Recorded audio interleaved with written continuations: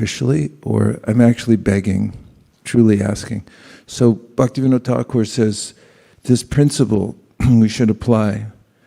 And if we can do that, if we have our hand out, we really feel like I didn't get anything, I'm actually starving, then this mood will naturally stimulate our attention, we'll lean into our japa. So we can start or continue this morning with remembering that every breath we take is borrowed, and that actually we're hanging by a thread at every second. Our heart is going on voluntarily. It can be asked to stop at any minute. And we're really at the mercy of others. So we can remember our time in the womb when we felt completely helpless, just as Bhaktivinode Thakur mentions at the beginning of the song, and try this mood of begging. What do you all think? Try? Yes. Okay. Hare Krishna. Okay. 2 points. One is homework, and another is a question. Everybody ready? Yes. Homework is if somebody asks you what you do, the next person who asks you, or the next appropriate time you find, somebody says, what do? You tell them, I'm an insignificant beggar. Everybody say, I'm an insignificant beggar. Maybe wait till it's not like a job interview. Or when you're filling out your immigration form, it says occupation, you put insignificant beggar. Prabhupada wrote this on his notes that he was writing to Krishna on his way on the Jaladuta to America. He signed his prayers in which he was begging Krishna for service, that you're insignificant beggar. He just said, you're insignificant beggar. So my question is, what was Prabhupada begging for when he wrote insignificant beggar? What do you think that he was begging for? What was his mood of begging? Work with me, people. Microphones, please. Go right ahead. Pavani Bhakti. Yes. Hare Krishna Maharaj, I think, I'm just speculating, but I think Prabhupada was begging that let him be the puppet, and Krishna should use best to his ability to serve, and so that he could spread the name of a holy name in the Western world. He was begging Krishna to use him in his service. Right. That's a really nice realization. Tim. Yeah, and he was begging to serve his spiritual master, because the task at hand was a big one. Yeah, pretty much unlimited scope, and he was starting with no resources, no connections or anything like that, so good time to beg for Krishna's assistance. Anyone from this side? Pavani Bhakti? Yeah, he was begging that he has no qualification, and begging to Krishna to help him spread his message and give him the words so that when he writes Srimad Bhagavatam, he can get the right mood, and the Krishna will write, like he was begging for that. Yeah. Okay, we have one on the screen. I can't see who it is up at the top. Oh, Shrisha. Okay, please go ahead. Hare Krishna Prabhuji. Prabhupada I'm thinking mercy, to get mercy, that to fulfill his spiritual master order. Getting mercy so he could serve his spiritual master. Very nice. Please. Yeah, so from like what I understand is beggars are not choosers. So probably like surrendering, like, whatever Krishna presents. Whatever Krishna wants. And I think you just touched on something really important that answers partially the question I asked in the beginning. What's the difference between a professional beggar and somebody who is really in need? The first time I went to Bengal, I was on a bus with all the devotees. We were going to Mayapur, see Prabhupada. And we had stopped over in London, and they gave us chapatis to take on the plane with us.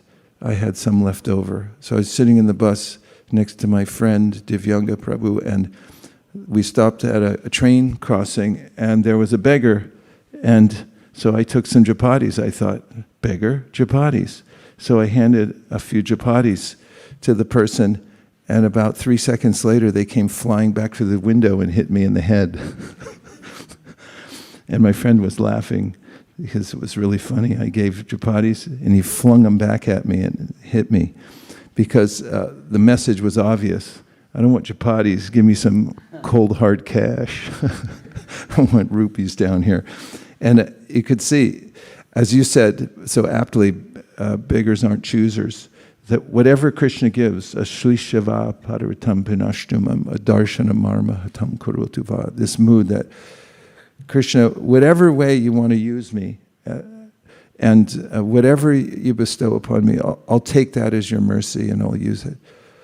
And finally, just some practical way, we think begging, when I'm chanting, is something amorphous or abstract, but if we beg for service, if we have it in our mind that we want to serve Krishna, we want to serve our spiritual master in a certain way, and we're saying, I don't know how to do it, it's an inestimably large task, like Tim said, but if I pray for it, if I beg for it, please show me how to do this, please engage me in your service. After all, that's what Prabhupada said the Maha Mantra means. So we can think about some of these points. First of all, the homework, is everybody up for it? Yes. Someone says, what do you do? You'll say, what? You try that out. And the other is, beggars can't be choosers. Just whatever Krishna gives, then we say, thank you, Krishna, for your mercy. And a third thing is, as mentioned in the Nectar of Devotion, it's a perfection of the heart. If you think, oh, I want to serve Krishna in a particular way, and you're begging for it, please show me how to do it, please give me this service. And that gives you the ambition. People usually waste their begging power in the material world. They're begging that their team will win in the big game. They're just, oh, let my team win. Anything, but I'll do anything if they can just win. Or some other very insignificant benediction they're asking for.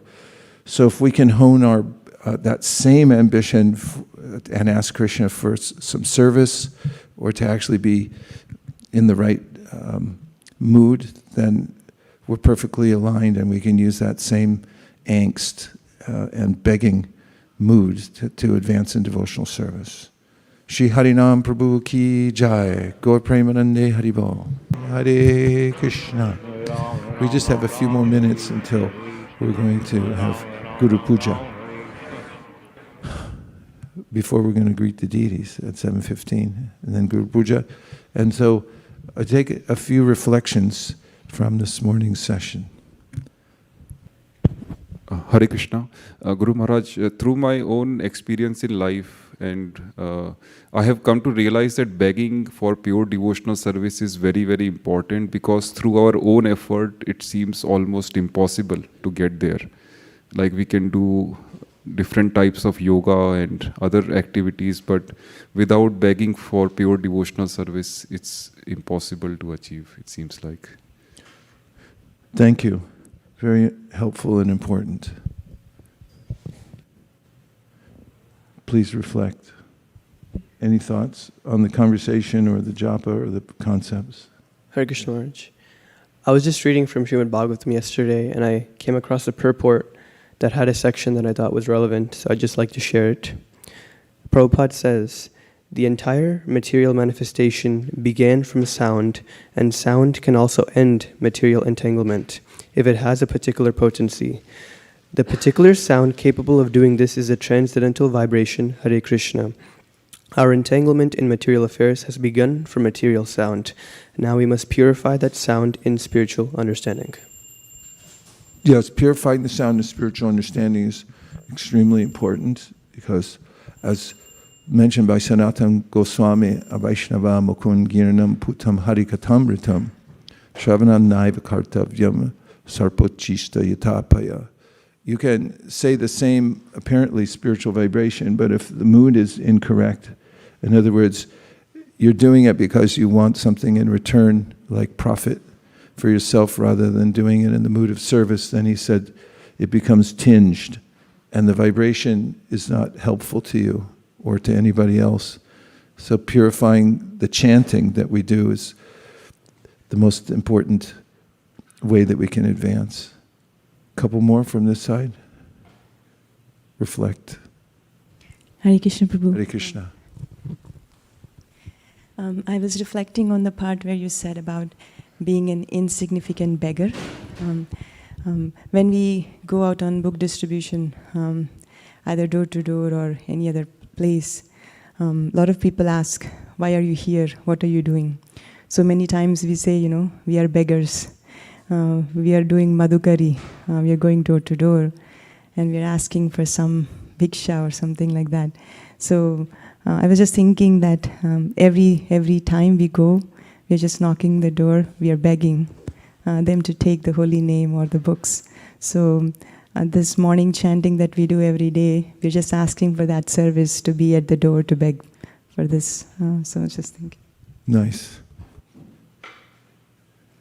This Lal Babu, after he realized he was a very wealthy person, then he, Tulsi De Maharani Ki Jai, he realized that he wanted to surrender to Krishna, and then he went door to door begging. Bhaktivinode Thakur also went around and begged door to door just to humble himself for Krishna and advance his project.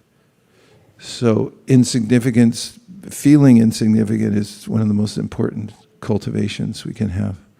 And finally, before we end, we'll ask Radhesham Prabhu to give any advice, instruction, realizations about japa. Hare Krishna. It was very nice because you focused on one theme of considering oneself insignificant and begging the Lord for His mercy. So this is a very beautiful mood which you elaborated and persisted on this one theme. So I like it very much. There is one particular song, Vaishnava song. Ekhona bujinu Prabhu Tomara charana Ashoka bhayamrata Purna sarvakhana Sakala chadiya tua Charana kamale Padiyachi aminatha Tava padatale Tava pada padmanata Rakhive amare Araraka karta nahi He bhava samsare. So in this song, he talks the same mood which you said. Lord is actually my only protector. Lord is my only maintainer. Lord is my only shelter. Otherwise in this world nobody is interested in us except Him. Even those who are interested in us are helpless. They are, because they pass away before us. Or they don't have enough money to help us. Or they are transferred somewhere else. So Lord is my only shelter, He is my only protector, He is most interested in me. Therefore I have to hold on to His lotus feet. So that is the mood in which I try to chant, and your sermon at the beginning was very helpful. Thank you. Hare Krishna. Shamalangi, please get that song. Is she here? You can get that song and we'll add it to our repertoire. Okay? Srila Bhaktivinode Thakur. Hare Krishna. Dear Srila Prabhupada, dear Sri Chaitanya Mahaprabhu, Shri Shri Panchatattva, Shri Shri Radha Madan Mohan, Shri Shri Lakshmi Nrsimhadev, if you so desire, please empower our entire community that will consider japa to be the most important activity of our day, every single day, to give us strength to carry on your mission and to advance in Krishna consciousness. Thank you for considering our request. Om Tat Sat. Everyone who agrees with this prayer in whole or in part, please say Hare Krishna.